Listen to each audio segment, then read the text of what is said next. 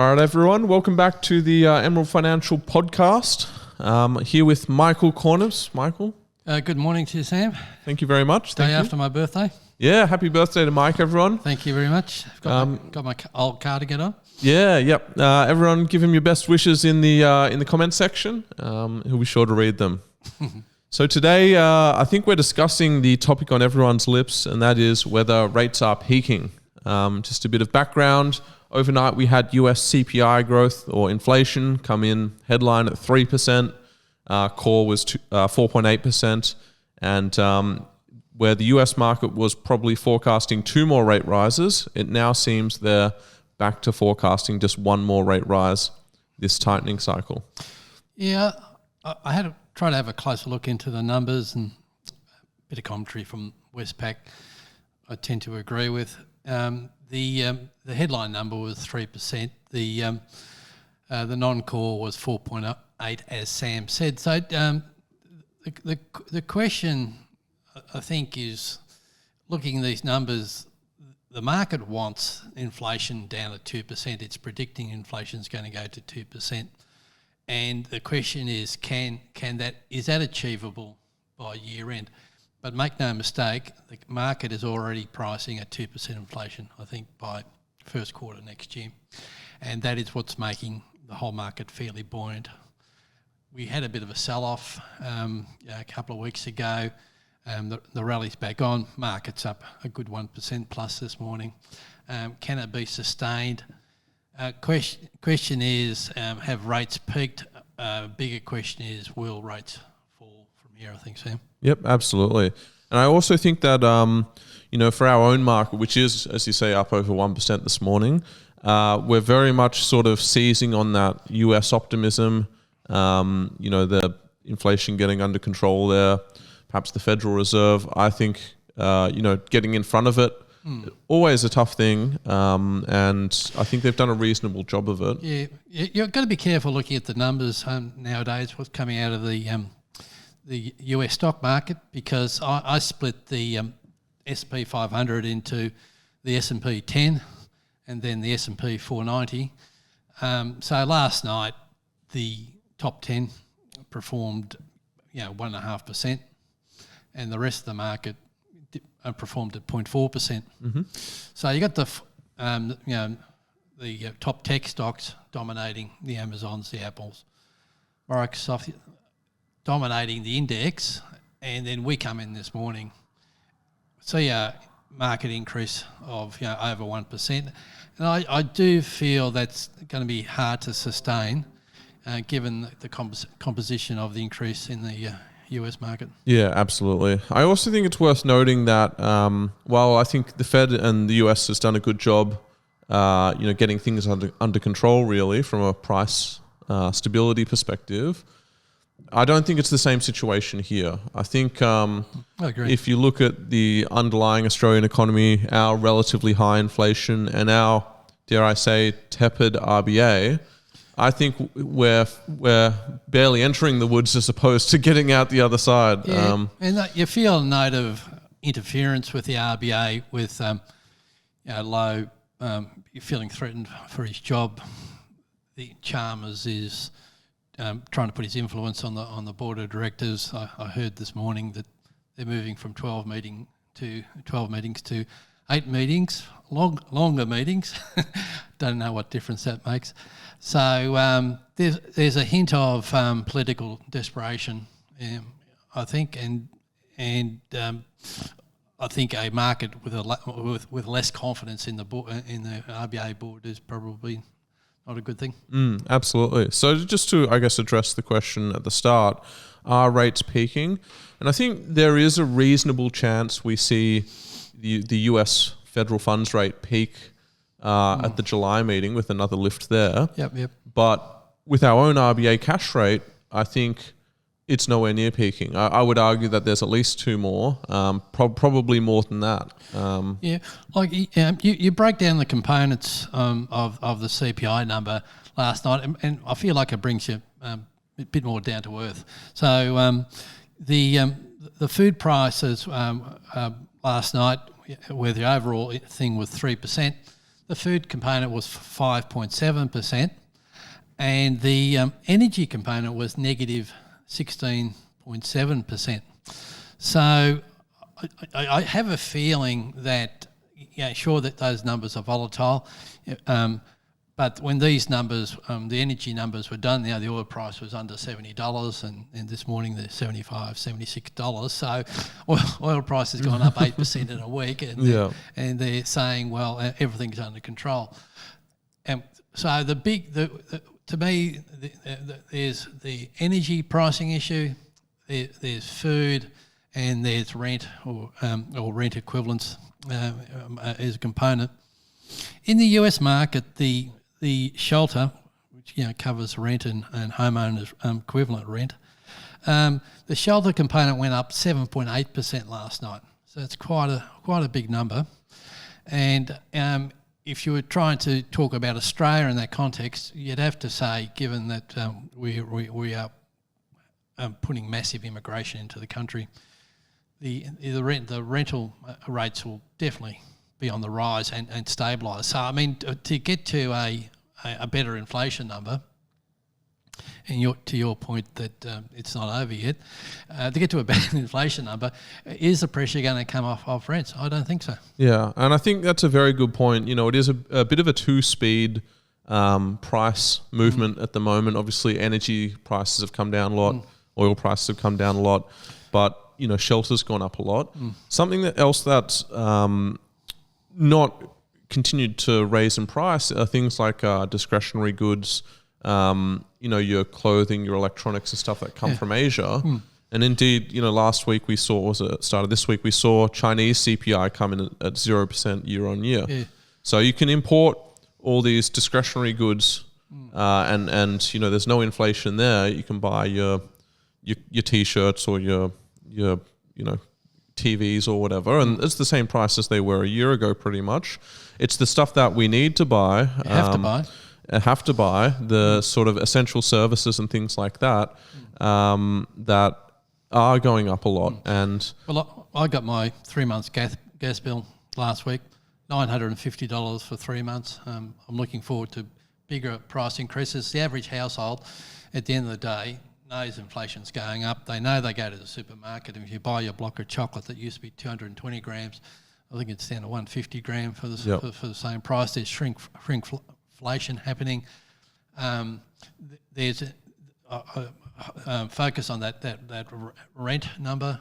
I think there's just a massive housing crisis where the government's promoting a massive immigration to help the gross domestic product number. Makes it look good on paper, but on a per capita basis, I think we're all going backwards. Yeah, absolutely. And, it'll worsen some of the other, like you said, the housing costs, some of the other sort of... Yeah, and I think too in the US, they're entering into their election cycle. So, possibly cynically, Biden's releasing the strategic oil reserve, keeping a lid on those oil prices. But you move past the election cycle and free markets sort of may take over a bit, and you'll see the oil prices. If they go back to 100, oil prices go back to where they were 12 months ago, $120, $130. I mean, that inflation number on the oil prices was dependent on came from the oil prices being 120, 130 last year, compared to a $70 price, is why you've got such a low number today on CPI. If oil prices, and always a big question, if they go back up, obviously, other than energy prices being directly correlated, all the carried forward costs of higher energy, hitting airlines, hitting everyday transport, restaurants, a whole lot. So, the original question was, look, is it all over for inflation, and therefore is the rate cycle peak, and is it moving down? I think the market is pricing that it is, but I think there are risks to that assessment, and I think you have to be cautious in your asset allocation. Yep, absolutely. And I think, certain fixed interest prices look very attractive, especially if rates are peaking, so to speak. This week we were buying the NBI income a global income fund, and that is yielding 10.4% a return. It pays monthly. You have an Australian Unity fixed interest bond out there, AYUPA, paying close to 9% return from Australian Unity. There are good fixed interest alternatives out there that we obviously trade for a few of our clients. Cash is, you can be nervous of the market. You go, well, going to cash. Cash is about 4%, but there are plenty more alternatives. That if you're at all nervous about the direction of the share market, it's probably wise to be looking for higher interest alternative as a balancing mechanism rather than either fully into the equity market or just leaving it in cash in the bank. Yeah, absolutely. Just going back to sort of, I guess, the difference here in Australia, I think, we'd love headline CPI to be at 3%. We'd love core CPI to be 4.8%, but I just can't see those numbers appearing even at any point this year unless they really do keep going hard on rate rises. And I think by pausing at the start of July last week, they really sent the wrong message to the market. And the RBA paused, then they increased, now they paused, now they're going to 8 meetings per year. Of the commentary I read, I don't believe there's a lot of confidence in the RBA policy making decisions. And I think that's not good for the market. No, I agree. I think the Federal Reserve in the US has been a lot clearer in this is what we're going to do. We'll lift here, we'll lift there. There'll be no rate cuts this year. Yeah. There's 2 more maybe, and it's been a lot sort of clearer of a path. That's allowed them to convince the market that they'll get a handle on it. Whereas here, it's much more, we'll wait and see, or maybe we won't. And I think they're allowing the very thing that they said they didn't want to allow, which was those inflationary expectations settling in. Expectations. And everyone I speak to now is saying, prices are just, going up, and, prices at the supermarket just keep going up, and energy keeps going up. And keep in mind that Australia is pretty much an oligopoly, a monopoly, duopoly market where, the big supermarket's got the pricing power. You get Transurban's got the pricing on the roads. Industry super funds got control of the airports and the port system. Prices, they got pricing power, and the structure of our market says that if you can lift your prices, they will. Yep. And they've been lifting their prices. Absolutely. So just had a few big profit increases, profit upgrades from IAG, insurance provider, AGL, energy generator and wholesaler. Yeah. Coles and Woolworths are increasing their profit margins. And at a time where we're supposed to be struggling economically. And the blight in the building industry, where 2,217 builders have called in the administrators. Building insurance has gone up 43%.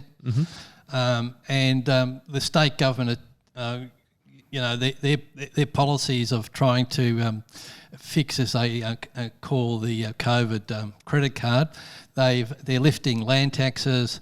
When we take out insurance in the business, which are quite expensive, there are 10% state taxes on insurances. There are increases in payroll taxes for companies over $10 million payroll per year. The ANZ Bank recently came out and said, listen, Victoria's the most expensive state to do business. Let's look at Queensland. So we got state governments taxing increasing their take out of the economy. We've got inflation. We've got rental increases. The average person is suffering a crisis of confidence. Oh, absolutely. And just sort of going back to your point about more than 2,000 builders going into administration, obviously it's become very, very expensive to build. And this is right at the time where we've got notably, a housing shortage. Yes. And we're trying to bring in north of 300,000 people who will need a house. And friends of ours in 12 months they've had 2 builders go bankrupt on a suburban subdivision, just 2 townhouses on a single block. Hearing stories like that all the time. So the other aspect of the messaging from the Federal Reserve is the unemployment rate.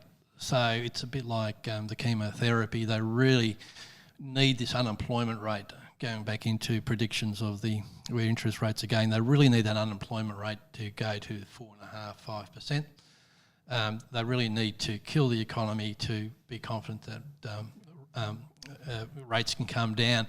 And I think if they get up that 4.5%, 5%, there's a good chance of killing off a bit more of the economy. Yeah, absolutely. And I think similar story here in Australia. Our unemployment still 3.6%, and to be honest, again, that doesn't point to the RBA getting on top of Australian inflation at all. I think this morning you had one of the banks come out and forecast 4% unemployment by the end of the year. But even at 4% unemployment, that's not very deflationary. It's still fairly, that's still beyond full employment as we were taught at university. Yep. That's still quite an inflationary employment number. It just changed the definition. Yeah, well, they did, yeah. They changed how they measured it. Yeah. So the other interesting comparison I do is look at is the US are still committed, or not committed, they've planned on a $2 trillion deficit per year for next 10 years, to take the national debt to $50 trillion, if you can even think of that number. So at the end of the day, the US is still accommodative on a fiscal point of view. They are still spending $2 trillion more than they tax into the economy. And, if they're really trying to, as a coordinated effort, if you say to Fed Chairman Powell, why don't you go talk to Janet Yellen about the fiscal thing? He says, I don't talk to Treasury.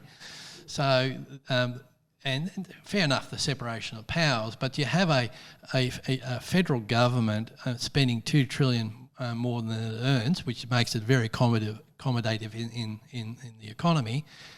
And you have a Federal Reserve doing QT and trying to put a cap on interest rates. So it seems to be two arms of government fighting each other, which I don't think creates a lot of confidence.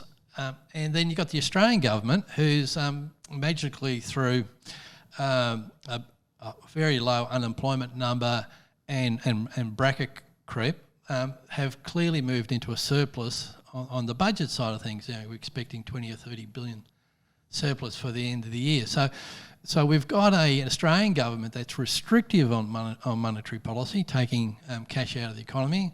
We've got a Victorian government heading for 175 billion in debt, and they're increasing taxes and payroll taxes and land taxes. So Australia is facing a very much more restrictive government sector than the US. So I think it just points to, will those economy issues feed into the share market?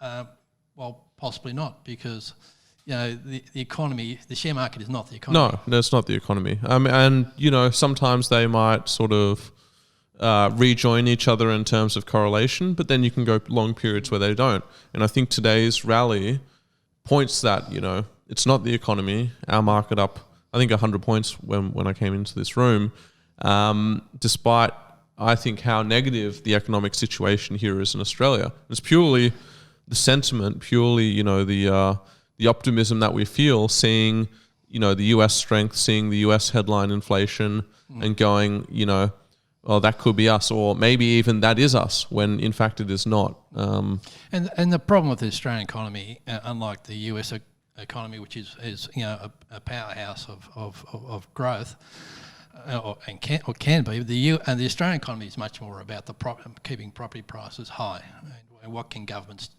do to maintain property prices. And if any sign of weakness in house prices, the government will trot out some other 25% deposit, first home buyers grant. They'll bring in measures to keep that property price up, because the last thing they need is those prices to fall. If they fall, that will feed into everybody's ability to borrow money and maintain maintain a lifestyle. Yeah, absolutely. There's huge wealth effects here in Australia from high property prices, huge amounts of taxation that come directly and indirectly from property. And really, outside of the export of resources, it's pretty much the only gig in town. That's right, and resources, as much as we might get a little bit of out of the taxation of it, but it predominantly goes to the shareholders. But I think we probably should get back to the message of what does it mean? What strategies would you be looking at for clients?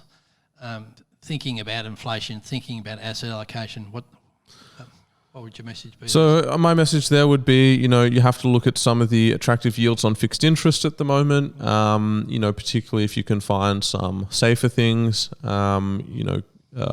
Government, semi-government, investment grade. Stuff along those lines. And then in terms of equities and equity allocation, domestically focused stuff I'd just be a little cautious of. Any sectors you would prefer? I think there is some value to be had in some resource stocks, some resource exporting stocks. They're always going to be volatile. They'll always be up and down, but they'll always still be able to have strength even if the domestic economy is not strong.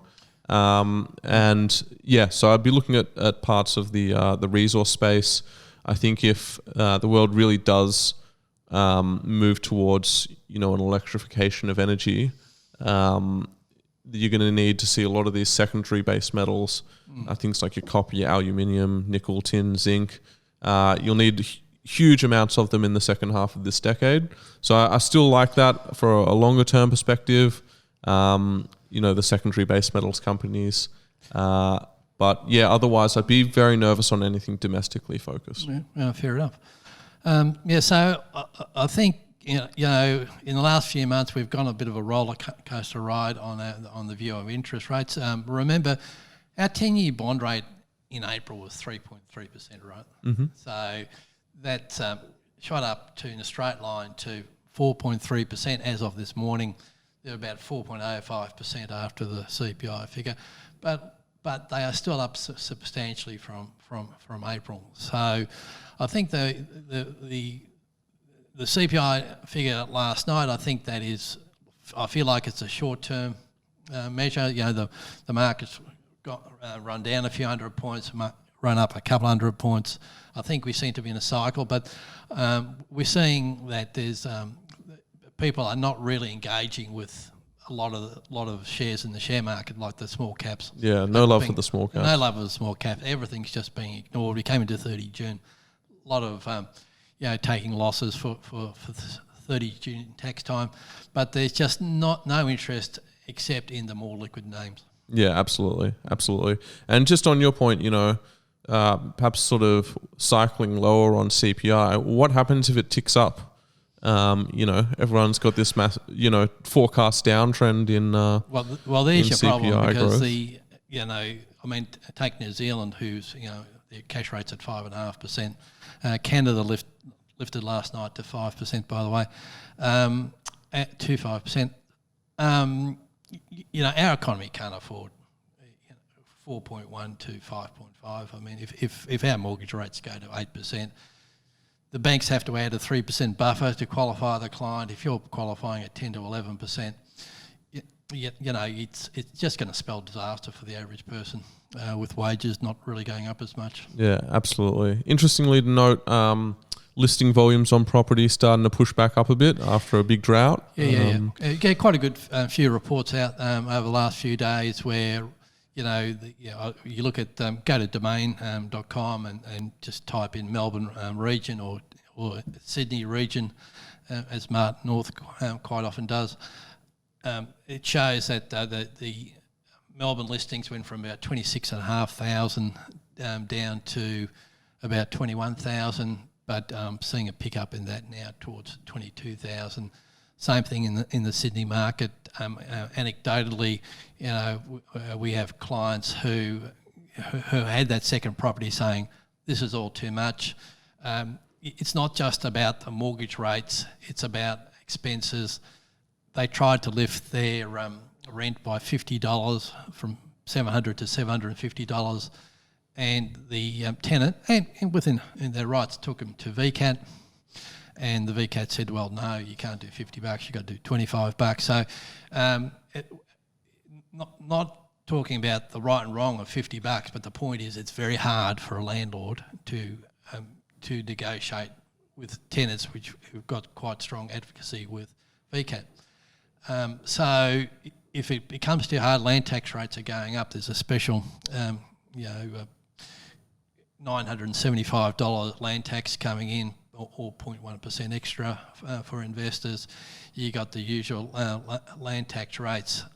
You don't want to be an absentee owner.